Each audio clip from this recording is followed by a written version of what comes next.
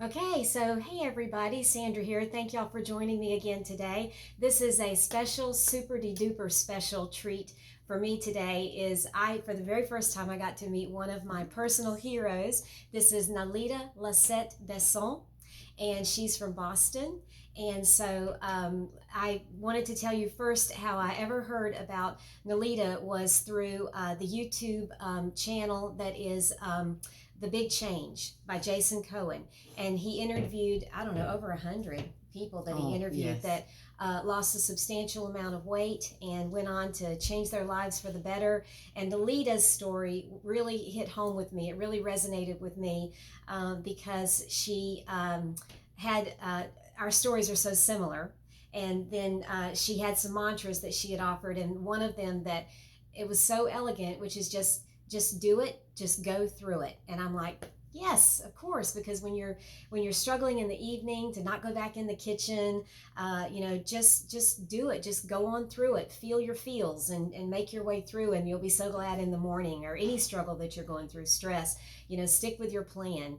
And so she's really meant a lot to me, and I found her one day in the big support group, the Eat to Live support group. I'm like, Nalida, that name right there, that looks very familiar. And I went back and I'm like, it's my Nalida. And I was so happy to find Nalida. And we're like, I call us sisters from another mister, Yeah. because we have so much in common. And so I'm going to shut up now and I'm going to let Nalida talk. And I asked her to just whatever's on her heart that she wants to talk about. So thank you again so much. It's just so wonderful to meet her. I Thank just can't stop you. hugging this I'm so woman. happy to come over Yes. that you came over so we can meet in Florida Mm-hmm. while I'm on vacation. So thank you so much, and thank you for Mm-hmm. inviting me to come on Thank into your you. channel. I appreciate it.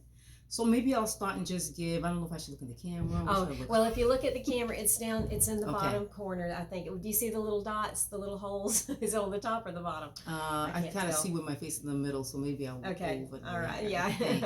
Hopefully, I'm looking at the right place. But so maybe look at the camera. Yeah. Or me, either way. Okay, I'll do that. It feels more natural.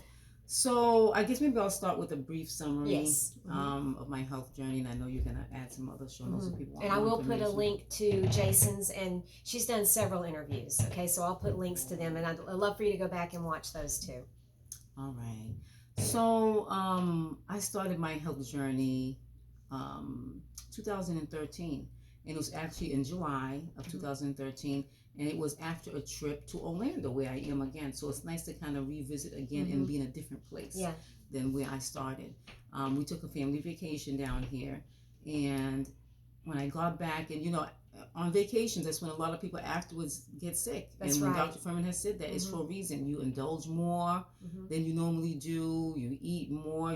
So That's right. you end up getting more things in your system that's even worse. And I already was not, healthy. I was always a vegetarian. I'm a lifelong vegetarian, but I was a junk food vegetarian. I just didn't eat meat because it never agreed with me since I was a child. So I came back from that vacation and I was not well at all. I've had gallstones, and I would always have gallbladder attacks, and I was having a lot of them. What was your age and your weight at that point in Um, 2013? I was 43. Mm-hmm. It was 6 years ago, so now you know my age. But my son says I look like I'm in my 20s still. You do. So that's what he You says. really do. So I He's said, right. okay. No, you do. I'll take that with a grain of salt. But so I was around 250 pounds. Then in the 240s, around 250. My highest weight in my set point had always been like 268, and that's where I would fluctuate. So if I went down a bit, I'd go back up to 268. That was my set point. And at that time, I think I was more in the 240s. At least when I got back after a while, when I did weigh myself before I launched it, I got back down to there. Yeah. And I'm about 5'7", 5'8". So I was not well when I got back from that vacation. I had the gallbladder attacks, and I had something more. I had started having like a lot of joint pains. Everywhere was hurting in my body. Shoulders. I think after a while, when I saw a chiropractor, he said it seems like it was some sort of fibromyalgia, because I had the typical, like the shoulder blade pains that you would get, all the typical points. But at that time, I didn't. It was just so bad. I was afraid to go to the doctor because I'm like, something is wrong. My skin even hurt. When I say everything hurted, everything, even my skin hurt. And I was miserable for days, and I was like, I don't know what to do. Um, One day my son came in, he was 6 at the time, and he was sitting on my bed, and I'm lying there and still not feeling well. He was watching something on my TV, and he turned around and he smiled at me. He just has a sweet little face, and I just looked at that little face and I said, I need to be around for him and for my daughters. I can't just, I mean, we're all going to die, but I don't want to be the cause of my death and to leave my children. And I just prayed at that moment, I said to God, to help me so I can do something, so I can, be well. And literally, it was that moment, like I had an epiphany. I turned around afterwards, and on my nightstand, I had Eat to Live. That book had been sitting there, no lie, for at least a year or more. It had just been, I got the book, and the reason I had gotten it was that I was like, okay, I'm a vegetarian. It's like similar to Anthony, my CLO. He's like, he was a vegetarian, and he's like, okay, well, I said, this is a vegetarian diet. We should be able to do it. That's why I got it in the first place. But then I started looking through it, and I was like, oh, this is really a lot, or what I thought was a lot. This seems too hard. I'm not sure. And I had just left it there. I had just skimmed through. And then I said, okay. At that moment when I prayed, I felt like, well, this is like the answer that I got. I turned around and I saw it. I said, okay, I'm going to commit to doing that. I'm just going to do it. And I did. And that's where my journey started.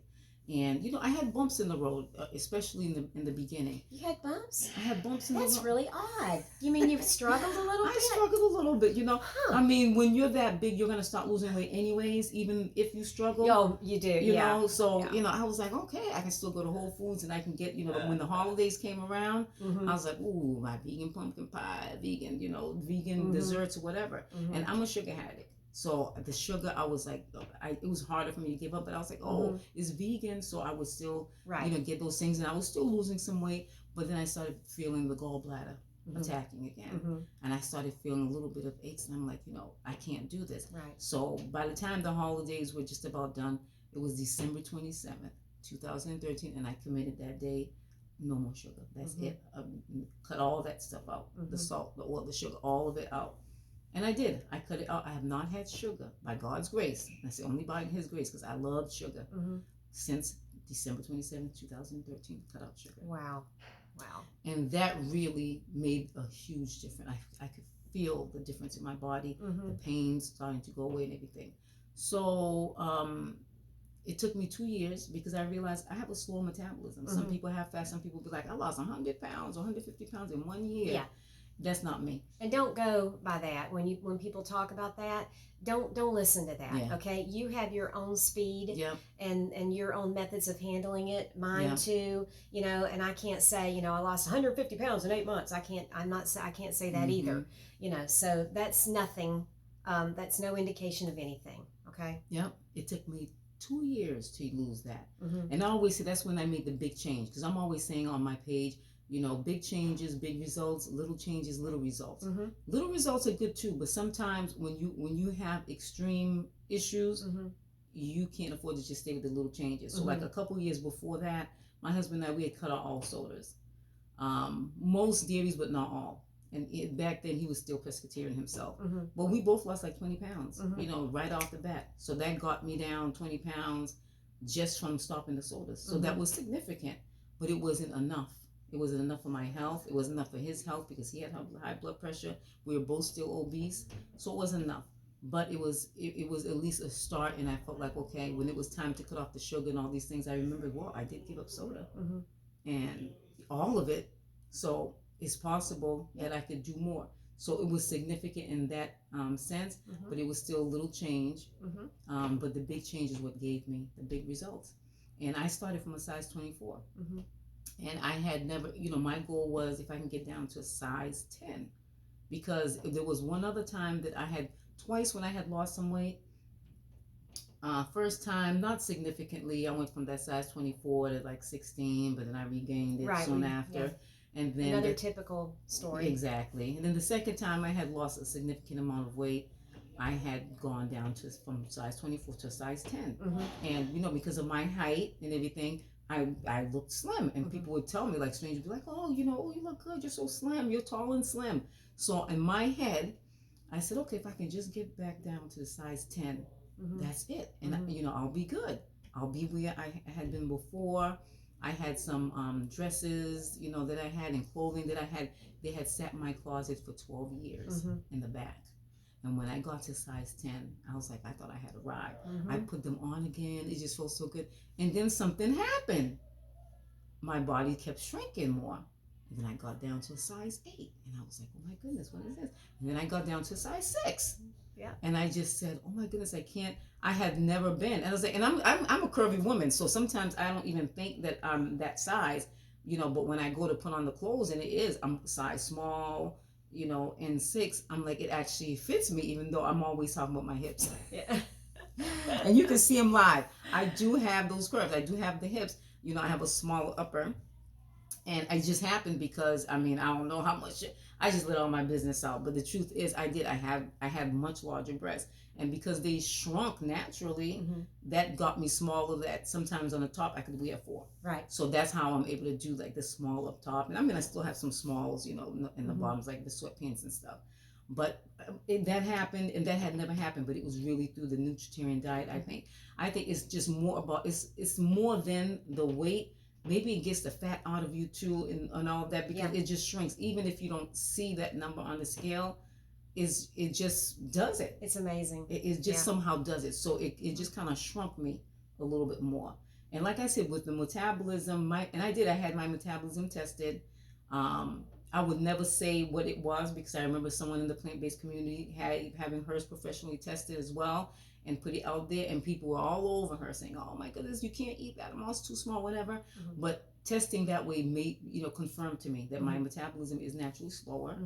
I've accepted it because, Dr. Furman has says that we live longer. Yes. People with a slower metabolism tend to live longer. That's right. We also tend to hold weight on more easily, and that's why this way of eating is best for us, because when you're eating, a vegetable-based diet, then it's automatically very low in calorie, and that's what can allow you to lose the weight but still be satiated, because you can have a large salad, a lot of vegetables, and then you add your beans there. It's good for satiety. And then usually what I'll do is you have a little bit of sweet potatoes with it. I'll make a bean, or a seed based dressing. I make my sunflower sour cream dressing, and that's it, and I'm satisfied. So just eating this way is naturally lower in calories. And it's very, very satisfying, very satiating, and I feel like that's a blessing for us. Yes. That we're not having to count calories and measure out, things. We measure our nuts and seeds, but other than that, we're careful with our grain and our dried fruits, but we're not like having to measure a bunch of other things. Yes, just pile them vegetables on. Just bring your salad leaves on. Put the other vegetables on there.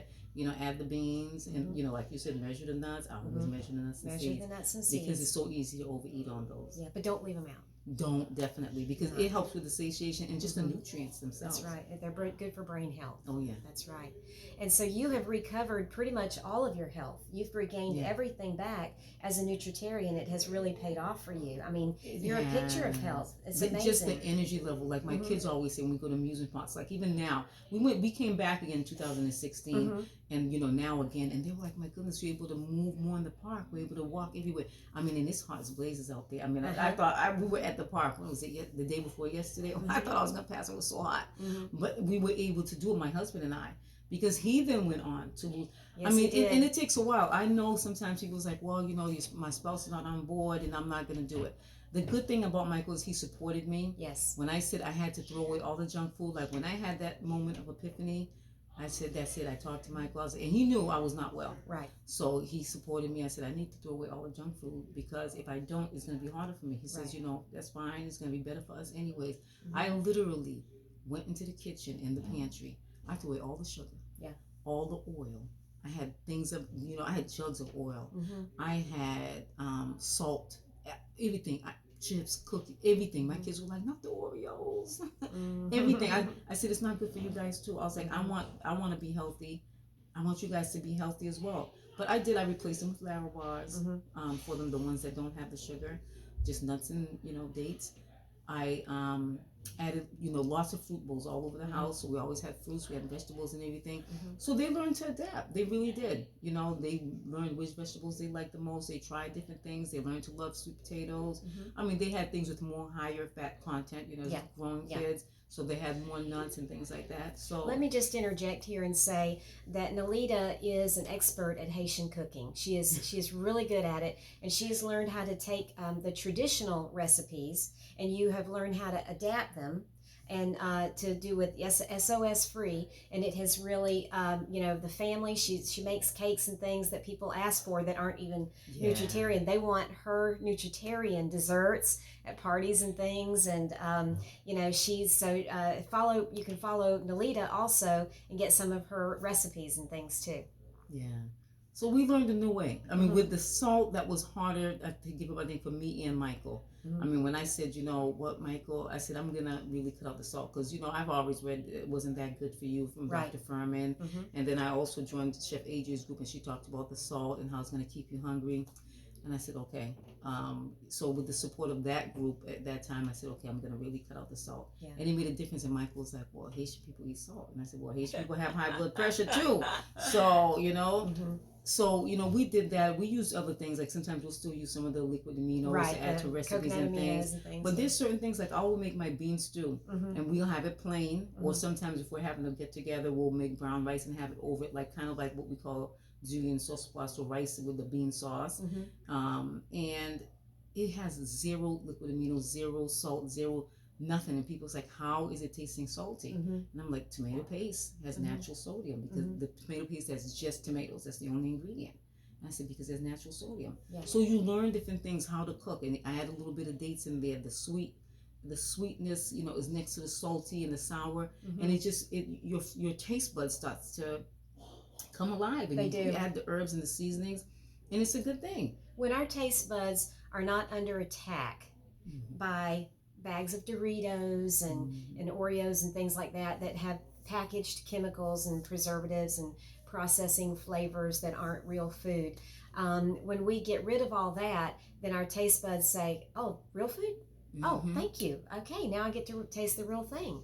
And, and that's another gift that you give yourself. Once you cut out the junk and the processing chemicals, it's like a miracle, really, that we live every day. 100% compliant nutritarians, whole food, plant-based folks live that every day.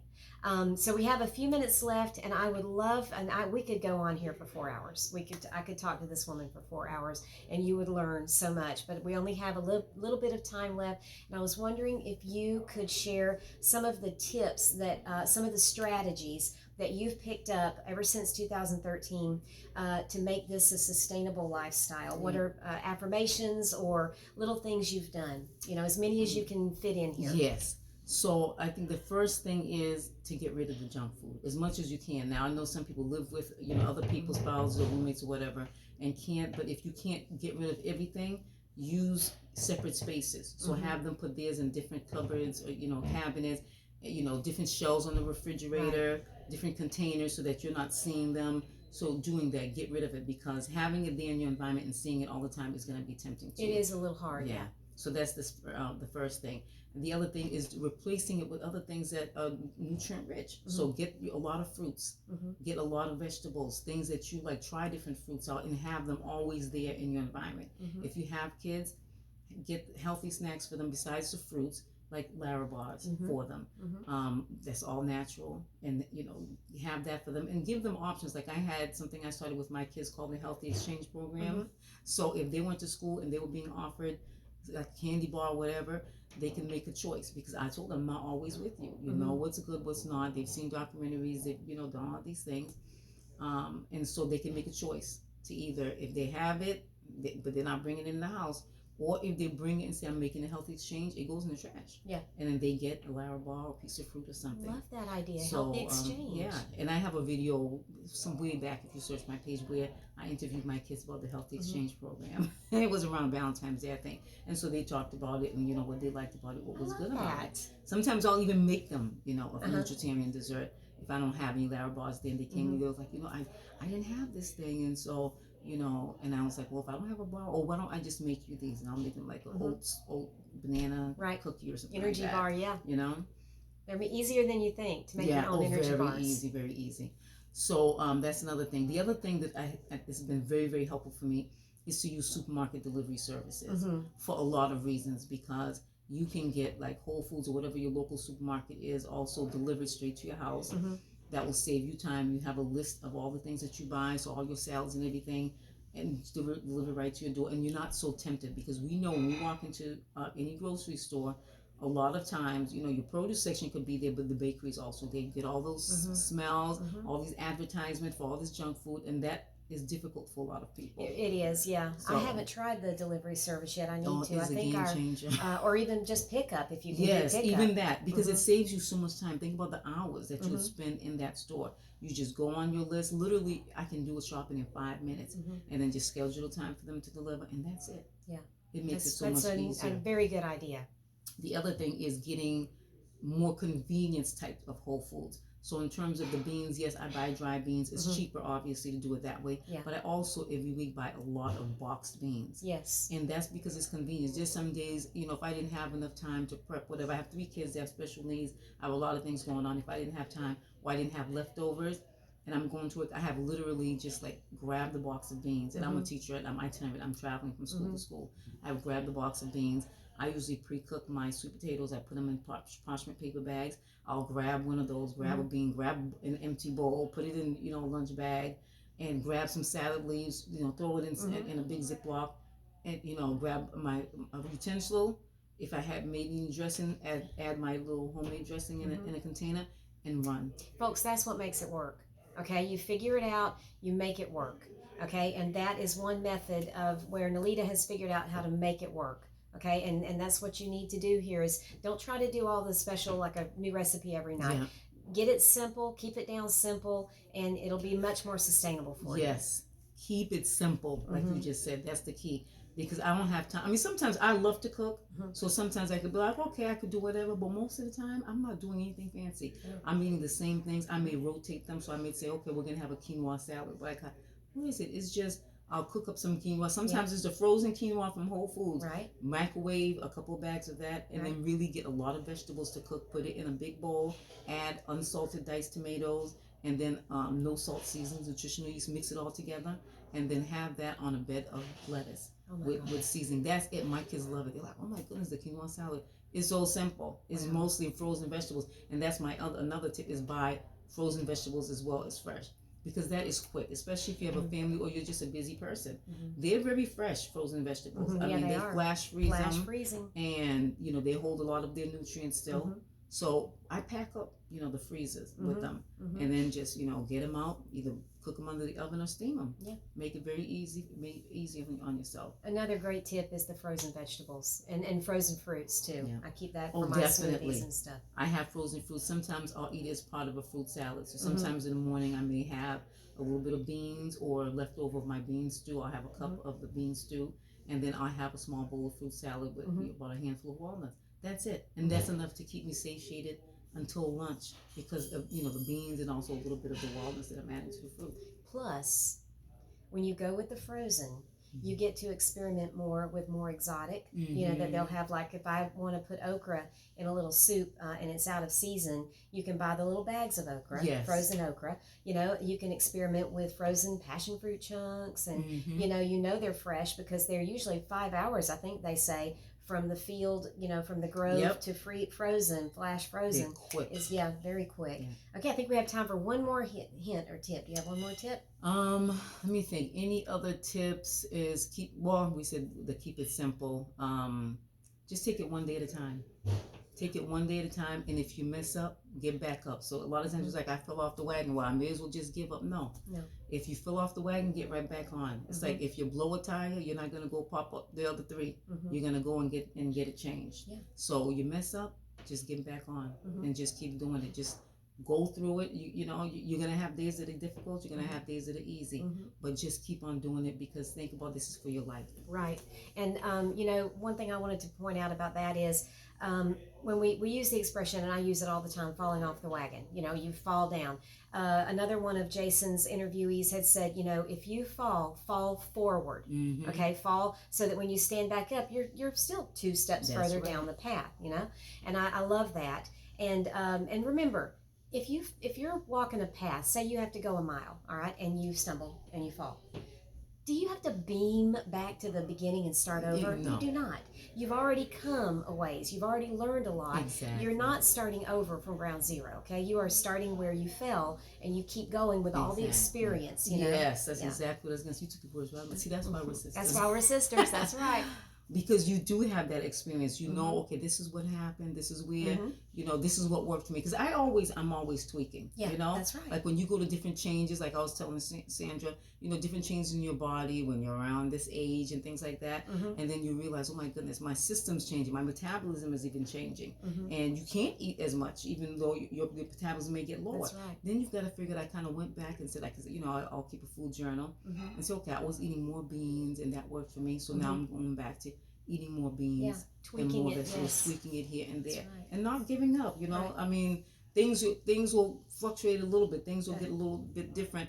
But even with the stress, like I had a past year where I had so much stress because, you know, one of my daughters, you know, developed an autoimmune condition. I was like, even then, yes, you know, I didn't feel like myself, but I didn't go totally crazy. The only thing I went too much on is peanut butter, and peanut butter and I are no longer friends. With us, yeah, that's another thing we have in common. You know, certain foods I had to just accept, you know, are trigger foods for me. And even though it's technically a compliant food, it's not for me because it's triggering me to overeat. So certain things I've had to go back and just say, okay, let me regroup and do that. It's not the end of the world. Yeah, we are changing every day a little bit. And what the way that life looked for you 6 months ago, it looks different now. And a year ago, you know, and that's the way we do. We evolve, and that also helps keep us sustainable. Was that we don't do the exact same thing forever. Exactly. You know? Well, girlfriend, I don't know. I just don't even know what to say here. I am so happy to meet you today, finally face to face. And thank you so much for this interview. And like I said, we could have gone on for another 4 hours and we still wouldn't have learned everything that we can learn from this amazing woman, one of my real life superheroes. And you're one of mine. Oh, you know that. And thank you again for this. And thank y'all for joining us today. I hope that y'all have gotten something out of this, gotten a blessing out of this. And I'll put some links and things down. And don't forget to click thumbs up. And what is all that stuff we have to say? Oh, and subscribe if you haven't subscribed, and share, and hit the notification bell, because I plan on being a lot more active than I was up until the summer. So thank y'all again for joining me, and thank you again. And I hope that y'all enjoy the rest of your stay here and your conference this coming up weekend. Thank you. So, looking forward to it. Okay, everybody have a good day, and we'll see you soon. Bye. Bye.